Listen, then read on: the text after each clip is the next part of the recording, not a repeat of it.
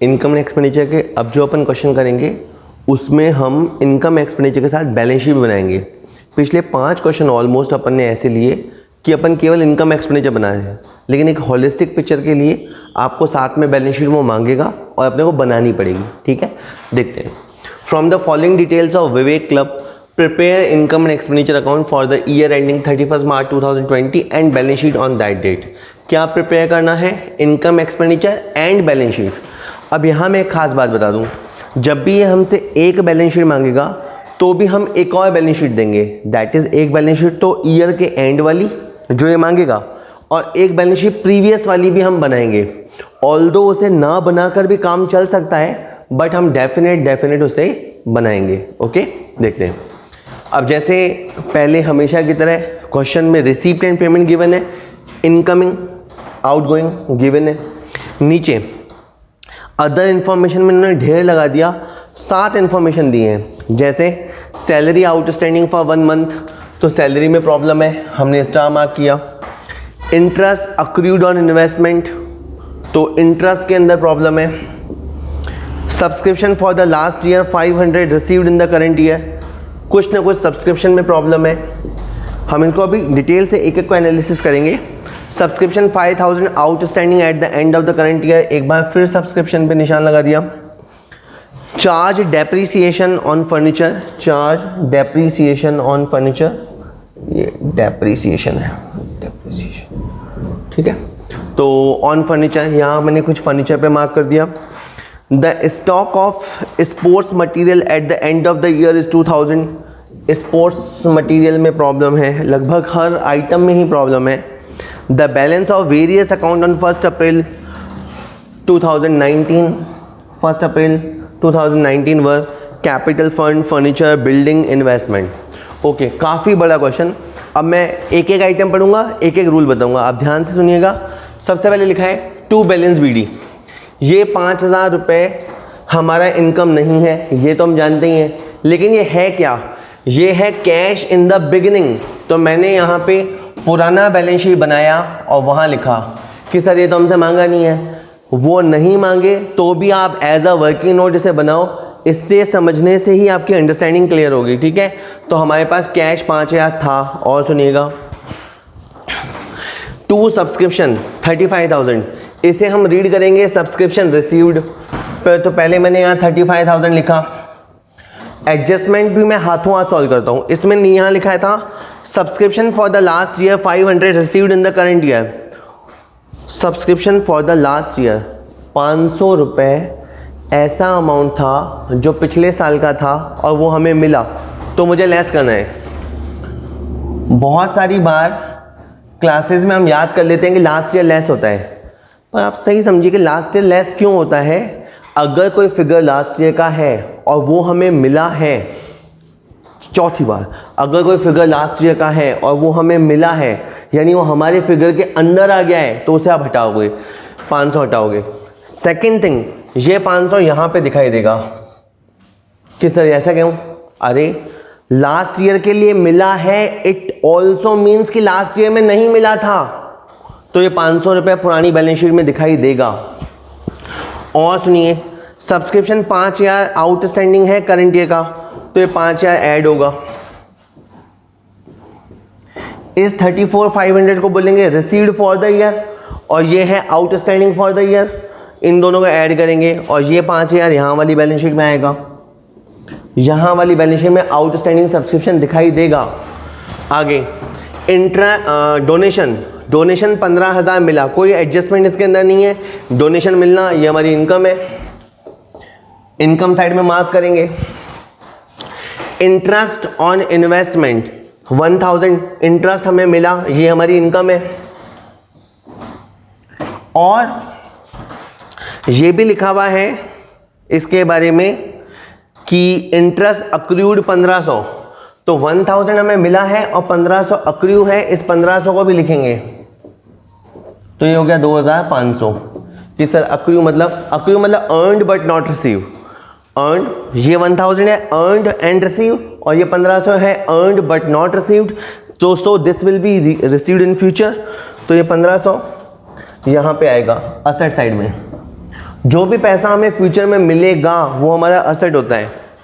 आगे, to sale of furniture, furniture sale करने से 3000 मिला और इनफैक्ट 2000 का लॉस हुआ, तो यहाँ पे अपन ने लिख दिया to loss on sale of furniture 2000 रुपया। ठीक है, फर्नीचर से हमें 2000 का लॉस हुआ। आगे, रेंट पेड, पेड कहाँ लिखा है? अरे यार पेमेंट है, पेमेंट साइड में लिखा है रेंट पेड, ये एक्सपेंस है, ये 11,500 एक्सपेंस हो गया। इसके बाद लिखा है सैलरी पेड फॉर 11 मंथ, 11 महीने का सैलरी पे किया, तो यहाँ पे लिखना है सैलरी 11 महीने का, यहाँ लिखना है 12वें महीने का सैलरी। और इस क्वेश्चन में दो तरफा पता लगता है, यहाँ से भी पता लगता है सैलरी 1 महीने का बाकी है, यहाँ पे भी लिखा है सैलरी 1 महीने का बाकी है, 2000 बाकी है, 2000 देना हमारी लायबिलिटी है, तो यहाँ पे आउटस्टैंडिंग सैलरी के नाम से 2000 आएगा। इसके बाद है स्पोर्ट्स मटेरियल के लिए पेमेंट किया, स्पोर्ट्स मटेरियल मतलब क्रिकेट के बैट बॉल, बैडमिंटन की कॉक वगैरह, लाइक इस तरह से चीज़ें, तो स्पोर्ट्स मटेरियल 9500, इसमें से स्टार है और स्टार कहता है कि एंड में 2000 का मटेरियल बच गया, तो मैंने यहाँ पे लिखा है 7500। सर क्या 9500 में से 2000 बच गया, तो केवल यहाँ 7500 आएगा और ये 2000 असेट साइड में आएगा, इसे हम नाम देंगे stock of sports material, 2000 asset side में आएगा। इसके बाद है बैलेंस शीट, बैलेंस शीट मतलब बचा हुआ पैसा, बचा हुआ पैसा यानी कैश इन हैंड, ये भी हमारी असेट है, ये कैश इन हैंड भी हमारी असेट आ गया। ठीक है कि सर ये सब हो गया? हाँ जी हो गया। अब आप देखिए और इन्फॉर्मेशन क्या है, सैलरी वाला पॉइंट हो गया, इंटरेस्ट हो गया, सब्सक्रिप्शन हो गया, सब्सक्रिप्शन हो गया। ये कहता है डेप्रीसिएशन लगाएंगे 10% ऑन फर्नीचर। इसके लिए आप ये देखो कि 1 अप्रैल के दिन हमारे पास कैपिटल फंड था, एज ऑन फर्स्ट डे हमारे पास कैपिटल फंड था 47,000 का, as on the first day हमारे पास फर्नीचर 20,000 का था, ये फर्नीचर यहाँ लिखा हुआ है 20,000 का हमारे पास फर्नीचर था, और as on the first day हमारे पास बिल्डिंग था 10,000 का,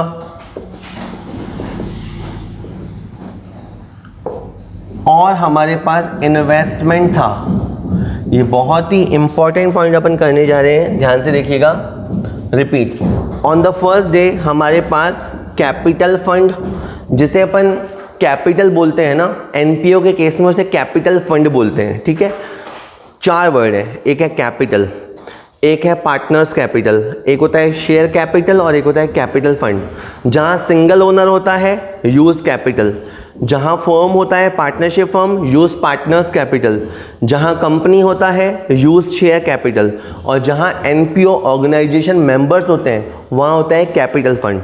तो कैपिटल फंड 47,000, और हमारे पास 20,000 का फर्नीचर था। वाई आई एम सेइंग था, 20 का फर्नीचर था, उसमें से 5,000 का सेल कर दिया, now we left with 15,000। Furniture 20,000 में से 5,000 सेल हो गया तो बचा 15,000 का। तो मैंने यहाँ पे थोड़ा जगह बनाया और यहाँ पे लिख दिया कि हमारे पास फर्नीचर 15,000 का है, इसमें से हमें डेप्रीसिएशन लगाना है और बची हुई वैल्यू यहाँ पे आएगी। तो फर्नीचर में से अपन ने डेप्रीसिएशन माइनस कर दिया। ओके, अब आप भूलिएगा मत कि हमारे पास स्पोर्ट्स मटेरियल 2000 का बचा है, वो हम पहले लिख चुके, और हमारे पास बिल्डिंग भी होगा, यहाँ लिखा मैंने बिल्डिंग, सर कहाँ लिखा है?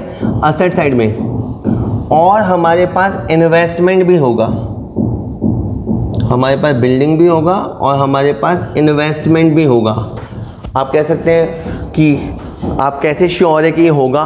देखो, यहाँ बिल्डिंग था, मैंने ना तो सेल किया है ना परचेज किया है, तो बिल्डिंग एज इट इज़ होगा।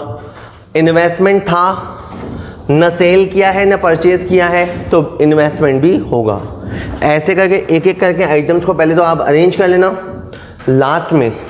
लास्ट में अपन यहाँ का प्लस माइनस करेंगे।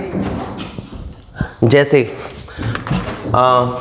20,000, 5,000, 500 रुपया, 10,000 और 11,500 47,000। आप ये सोचेंगे कि सर फिर आपने बैलेंस शीट क्यों बनाई, क्योंकि क्वेश्चन ने मांगी भी नहीं थी। देखिए कई बार क्या होगा, आपका कैपिटल फंड मिसिंग होगा, तो आप क्या करेंगे, ओपनिंग बैलेंस शीट बनाएंगे, उससे आपका एक कैपिटल फंड सामने आ जाएगा।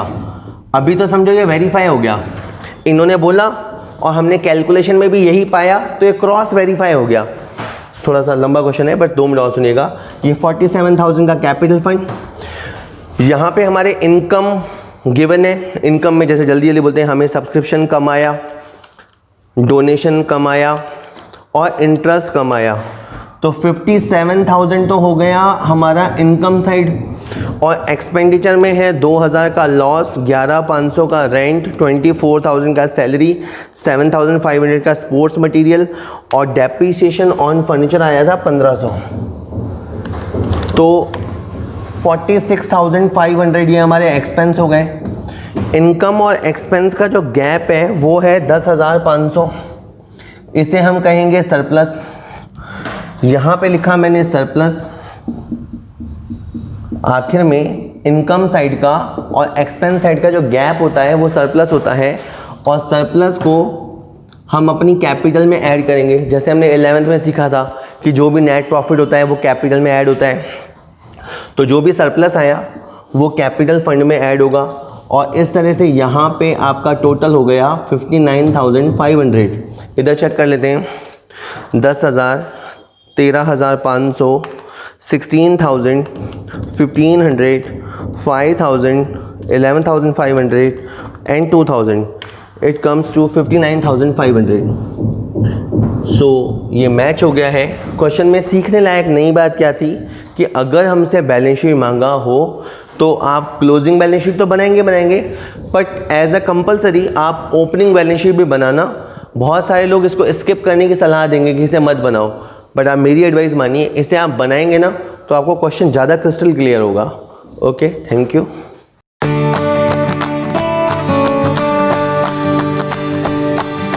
फर्नीचर अकाउंट का अब अपन एक क्वेश्चन और देखेंगे, तो इस अगेन हमेशा की तरह एक लेवल और अप रहेगा, थोड़ा सा टफ लगेगा, एक आध बार वीडियोस प्ले कीजिए। अब आपके सामने आ रहा है 13वां क्वेश्चन। पिछले क्वेश्चन का सीरियल नंबर थोड़ा गलत हो गया था, बट वो 12वां क्वेश्चन था, अभी ये 13वां क्वेश्चन है। ओके, आपको डिटेल दिए जा रहे हैं, आपको इनकम एंड एक्सपेंडिचर अकाउंट और बैलेंस शीट बनाना है। अभी एक आध दो वीडियोज़ में यही चलेगा। जो इनकमिंग है वो गिवन है, जो आउटगोइंग है वो गिवन है। फ़ोन थोड़ा छोटा है, देख लेना ध्यान से। और इसके अलावा 7 इन्फॉर्मेशन दे रखे हैं।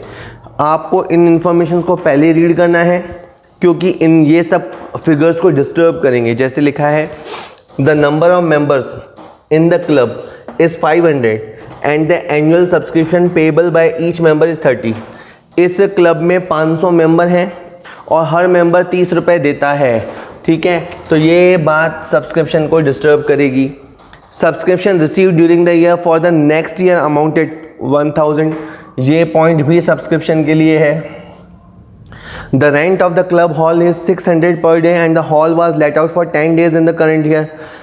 हमारे पास एक हॉल है जिसका किराया 600 रुपये है एक दिन का, और ये 10 दिन के लिए किराए पे गया था, तो हॉल रेंट में कुछ ना कुछ प्रॉब्लम है।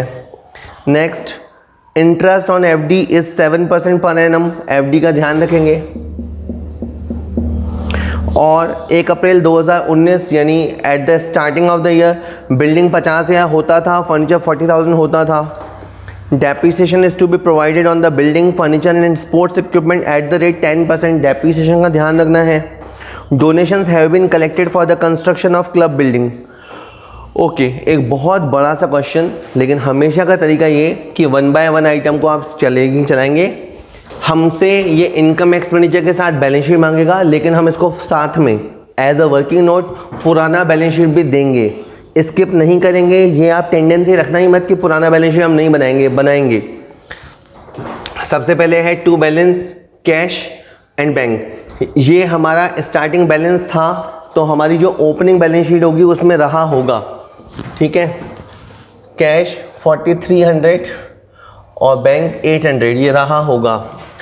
ये सब्सक्रिप्शन मिला, सब्सक्रिप्शन जो हमें मिला है वो हमारी इनकम है, इसे मैंने लिखा 12,160। अब इसने उन्हें यहाँ पे कहा था, सेकंड पॉइंट मैं पहले देख रहा हूँ, subscription receive during the year for the next year amounted 1,000। Subscription जो हमें ड्यूरिंग द ईयर मिला है इसमें 1,000 रुपया नेक्स्ट ईयर का है, तो 1,000 रुपया मैं इसमें से माइनस करूँगा कि सर ये क्या किया आपने। हमें जो सब्सक्रिप्शन मिला है उसमें जो नेक्स्ट ईयर वाला है जो कि हमारा नहीं है उसे मैं माइनस करूँगा। साथ ही साथ इस 1,000 को मैं यहाँ पे लिखूँगा एडवांस सब्सक्रिप्शन के नाम से लिखूँगा। 1,000 रुपये हमारा लायबिलिटी है। साथ ही साथ हमारे क्लब के जो 500 मेंबर हैं उसे 30 से मल्टीप्लाई कराओ तो 15,000 हमारा बनता है। वो 15,000 मैंने बाहर लिखा कि सर समझ नहीं आता, रिपीट। 12,160 में से 1,000 हमारा नहीं है, हटा दो। और ये हमें मिलना चाहिए जबकि मिला इतना है तो दोनों का गैप करेंगे। इतना पैसा फ्यूचर में मिलेगा, 3840 रिसीवेबल इन फ्यूचर। ये हमारा असेट्स हो गया कि सर ये तो टफ है। आप सच बताऊं 2-3 बार करोगे तो बच्चों वाली बात लगेगी। मेंबर्स के हिसाब से 15,000 हमारा होता है, ये फिगर बाहर जाएगा।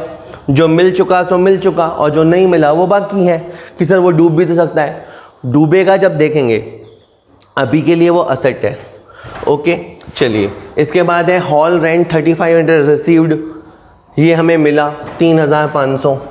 ये हमने लिखा हॉल रेंट 3,500, जबकि आप भी जानते हो कि हॉल का किराया 600 रुपये है और 10 दिन का किराया 6,000 होता है, तो इसका मतलब है 2,500 बाकी है। ठीक है, जो स्टूडेंट डायरेक्टली इस वीडियो पे आ गए हैं तो आप पहले पुराने वीडियोस की पूरी सीरीज़ है, पूरे देखिए, सारे लेक्चर्स देखेंगे तब आपको पूरा पैकेज समझ में आ जाएगा। मैं फिर बोलता हूँ 6,000 का रेंट हमने अर्न किया, इसमें 3,500 हमें मिल गया और 2,500 मिलेगा, ये हमारा असेट है।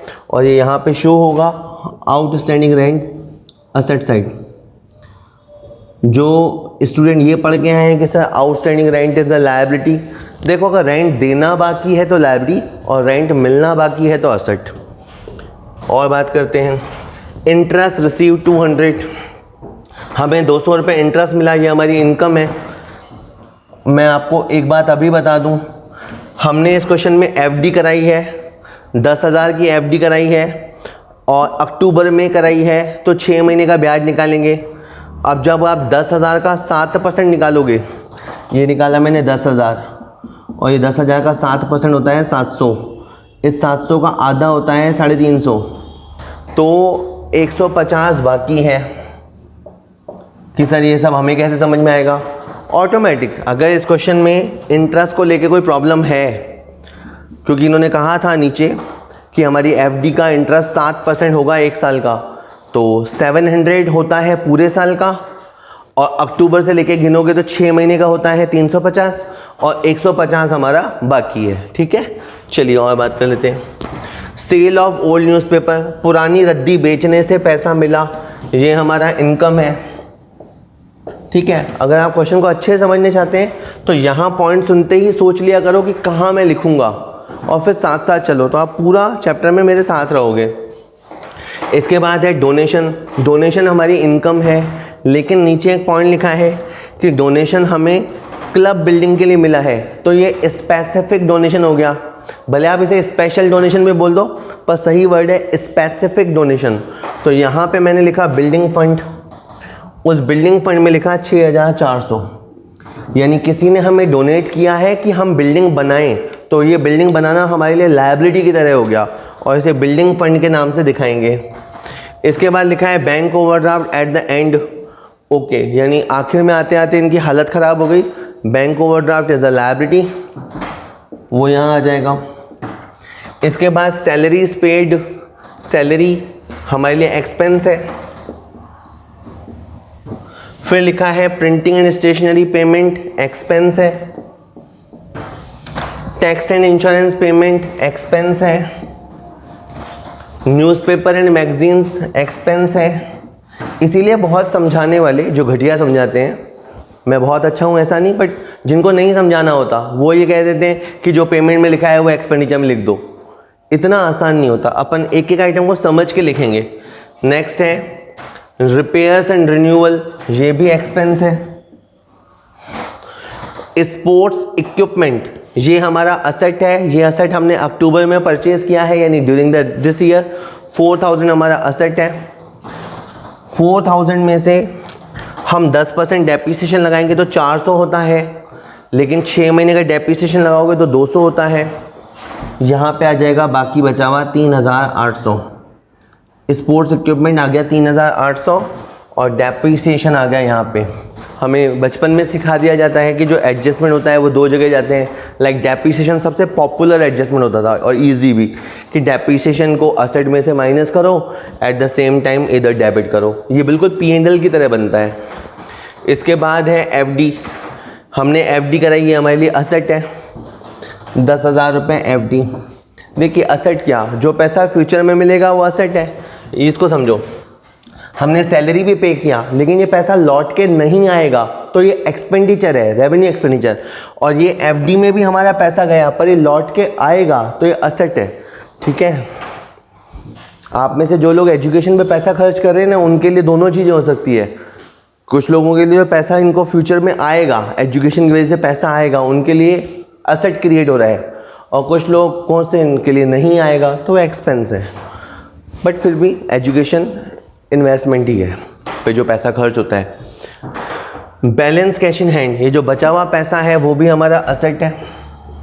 कि सर अब तो हो गया ना यार। देखो ये सारी आइटम्स अपन ने निपटा दी, 1 बाय 1 एडजस्टमेंट रीड कर लेते हैं। मेंबर्स से हमें पता लगेगी इनकम, और जितना सब्सक्रिप्शन बाकी है वो हो गया हमारा असेट। सेकंड, सब्सक्रिप्शन में जो पैसा हमें मिला था उसमें से 1000 नेक्स्ट ईयर का है, वो हो गया लायबिलिटी। फिर कहता है क्लब का रेंट जो बाकी रह गया वो हो गया हमारा असेट। फिर इंटरेस्ट जो थोड़ा सा बाकी रह गया वो हो गया हमारा असेट। एक बार देख लें कितना हुआ। देखिए 7% के रेट से 700 रुपया, और 700 में से 700 का आधा होता है 350। 350 में 200 हमें मिल गया तो ये 150 यहाँ आएगा असेट साइड में। 150 रुपया असेट साइड में आएगा। Accrued interest on FD asset side में आएगा। इसके अलावा हमारे पास बिल्डिंग थी, फर्नीचर था, तो इसे हम पुरानी बैलेंस शीट में मार्क करेंगे। और बिल्डिंग पे हमें डेप्रिसिएशन लगाना है 5000 का। फर्नीचर पे हमें डेप्रिसिएशन लगाना है 4000 का। टोटल डेप्रिसिएशन लगाना है 9200 का। बिल्डिंग पहले भले 50,000 की होती हो, अब ये 45,000 बचेगी। फर्नीचर पहले 40 का भले होता हो, अब ये 36,000 बचेगा। ठीक है, चलिए सर ख़त्म होने को है। और ये जो डोनेशन हमें मिला है ये स्पेशल डोनेशन है। खाली एक आइटम आपका टेस्ट ख़राब कर सकती है। जैसे आपने डोनेशन को इनकम मान लिया, अगर इधर लिख दिया तो फिर आधा कैलकुलेशन बिगड़ जाएगा, सरप्लस डिस्टर्ब हो जाएगा, बैलेंस शीट डिस्टर्ब हो जाएगी। अब सर हमें लास्ट में क्या करना, एक तो ये पुरानी बैलेंस शीट देख लेना, 50, 90, 94, 95,100, 95,100 बैलेंसिंग फिगर। ये कहेंगे हम capital fund in the beginning, 95,100। इसके बाद आप अपनी इनकम देख लो, 15 और 6 21,670, 21,670 ये तो हो गई आपकी इनकम। सही बात है। और एक्सपेंस देख लो, 15, 120, 440, 360, 1100, 1300 और 9,200, 27,520। आपके एक्सपेंस ज़्यादा हैं, एक्सपेंस आपके ज़्यादा हैं कंपेयर टू इनकम। ये जो गैप, एक मिनट, 27,520 लेस 21,670, 5,850 हो गया डेफिसिट।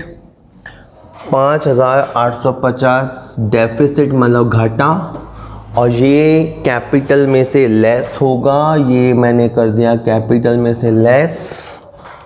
और अब नतीजा आया है 89,250 89,250 और ये 1,000 और 6,400 और 4,940, 101,590, 101,590।